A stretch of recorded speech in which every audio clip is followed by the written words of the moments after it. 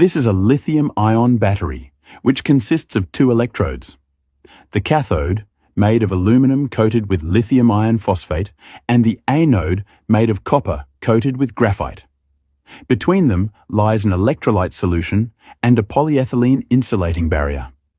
The electrolyte allows lithium ions to flow, while the barrier prevents electron flow, avoiding short circuits. Let's see how the charging and discharging of this battery occurs. During charging, electrons move from the cathode to the anode via an external circuit, and lithium ions travel to the anode via the solution and form lithiated graphite. When all lithium ions reach the anode, the battery is fully charged. During discharging, the lithium ions return to the cathode and electrons flow back through the circuit, powering devices. Once all ions return, the battery is fully discharged.